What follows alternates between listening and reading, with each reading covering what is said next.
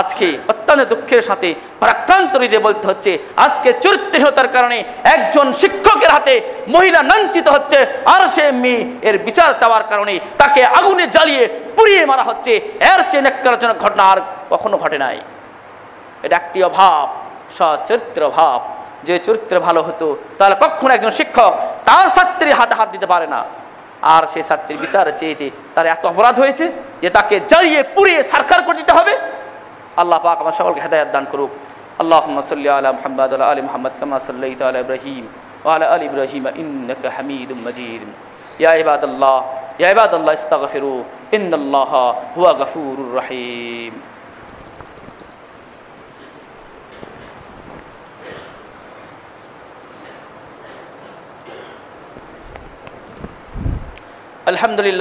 আলহামদুলিল্লাহ কাফা ওয়া সালাতু ওয়া সালামু আলা রাসূলিহিল কারীম ওয়া আলা আলিহি ওয়া আসহাবিহি আজমাইন।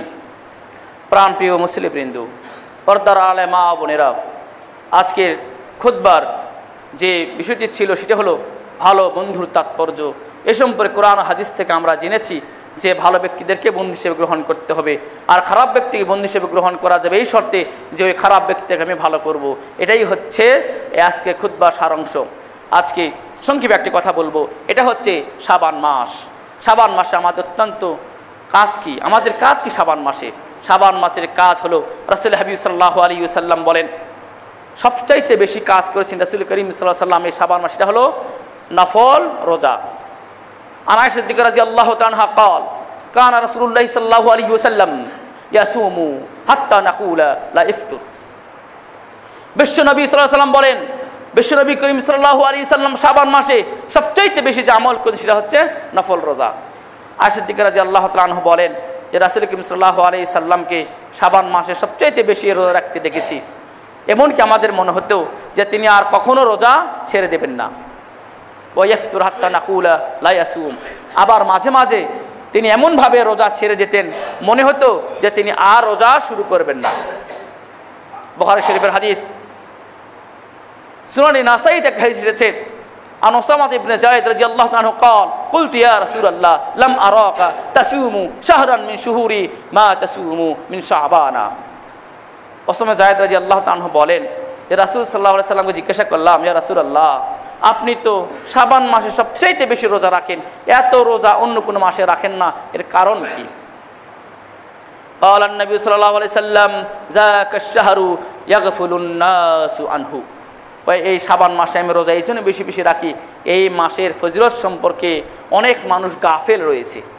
ওহুয়া শাহরু তুরফাউল আমালু ফিহি ইলা রাব্বিল আলামিন। এটা এমন একটি শাবান মাস যে মাসে বান্দার সকল আমলগুলি আল্লাহর পাকের কাছে পেশ করা হয়। ওয়া আনা উহিব্বু আন ইয়ারফা আমালি ওয়া আনা সাইমুন। আর আমি ভালোবাসি আমার আমলগুলি আল্লাহর কাছে পেশ করা হোক এমত অবস্থায় যে আমি রোজা আছি। সুতরাং শাবান মাসের সংক্ষিপ্ত আমল হচ্ছে বেশি বেশি করে রোজা রাখতে হবে। তবে একটি বেশি সতর্ক হতে হবে, নিসফ শাবান বা শবে বরাত নামে যেটা পরিচালিত হয়ে আসছে আমাদের সমাজে, আমরা অনেকেই জানি এটা স্পষ্ট বিদআত। নিসফ শাবানের রাত ইবাদত বন্দেগী, পরবর্তী দিনে রোজা রাখা, এর ক্ষেত্রে বিশুদ্ধ কোনো হাদিস নেই। অতএব এ আমল আমরা প্রত্যাখ্যান করি, বরং পুরা মাসটাই আমরা বেশি বেশি করে নফল রোজা রাখবো। আল্লাহ পাক তৌফিক দান করুন। আমার প্রাণপ্রিয় ভাইরা, এক ইতিহাস না বলতেই পারছি না, সেটা হচ্ছে দুদিন পরে আমাদের মাঝে নববর্ষ আসবে, বাংলা নববর্ষ। এটা ইতিহাস জানা দরকার আছে কিনা? আমার প্রাণপ্রিয় ভাইরা, সেই 963 হিজরি, আজকে হচ্ছে 1439 হিজরি, আর 963 হিজরি মোতাবেক 1584 খ্রিস্টাব্দে সম্রাট আকবর, মোগল সাম্রাজ্যের অধিপতি সম্রাট আকবর, তার রাজদরবারের বিখ্যাত ঐতিহাসিক জ্যোতিষবিদ আমির ফতুল্লাহ শিবাজি, তার পরামর্শক্রমে বাংলা, বিহার, উড়িষ্যা, ত্রিপুরা, কলকাতা, পশ্চিমবঙ্গের এই সকল অঞ্চলের মানুষরা বাংলা ভাষায় কথাবার্তা বলে। তাই এই বাংলা ভাষাভাষীদের মাঝে একটি নতুন সনের আবির্ভাবের জন্য তার রাজদরবারের বিজ্ঞানী আমির ফতুল্লাহ শিবাজির কাছে সম্রাট আকবর পরামর্শ চাইলেন 1584 খ্রিস্টাব্দে। আর হিজরি সন ছিল 963 আর 963 হিজরি সনের মুহররম মাস, আর সেই মুহররম মাসে ছিল সেই সময় বৈশাখ মাস। এই মুহররম মাসে বাংলা সনের প্রচলন শুরু করেন সম্রাট আকবর। অন্যতম প্রধান কারণ হলো এই অঞ্চলের মানুষরা জমিদারদেরকে কৃষিকাজের খাজনা দিত চৈত্র মাসের শেষ পর্যায়ে, আর বৈশাখ মাসের শুরুতে তারা অনুষ্ঠান করত, স্বাভাবিক অনুষ্ঠান, বর্তমান যে অনুষ্ঠান এই অনুষ্ঠান নয়। আর বণিক দল যারা ব্যবসা বাণিজ্য করত, এই ব্যবসা বাণিজ্যিক দলগুলো সারা বছরের হালখাতা করত পহেলা বৈশাখ তথা বৈশাখ মাসের শুরুতে।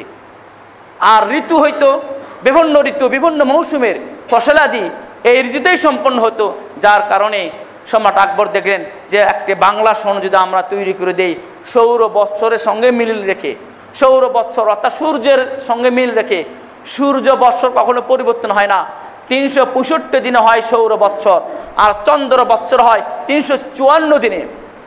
প্রতি বছর চন্দ্র দিন কিন্তু কম হয়ে আসে, অর্থাৎ প্রতি বছর 11 থেকে 12 দিন চন্দ্র বৎসর কম হয়ে আসে। আর প্রতি 30 বছরে 1 বছর চন্দ্র বৎসর বৃদ্ধি ঘটে। তাই 963 সন, তখনও 963 বাংলা হিজরি ছিল, কিন্তু যেহেতু প্রতি 30 বছর 1 বছর বৃদ্ধি ঘটে, তাই বর্তমান হয়ে আসছে 1426 বাংলা সন, আর আরবি হচ্ছে হিজরি সন হচ্ছে 1439।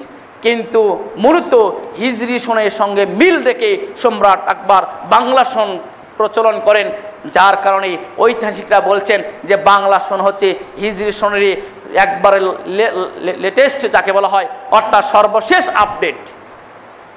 আর এটা কি জন্য হতো সেটা তো আমি বলেই দিলাম, কিন্তু এখন নববর্ষ পালন করা হয় পান্তা ইলিশ মাছ ভাত খেয়ে।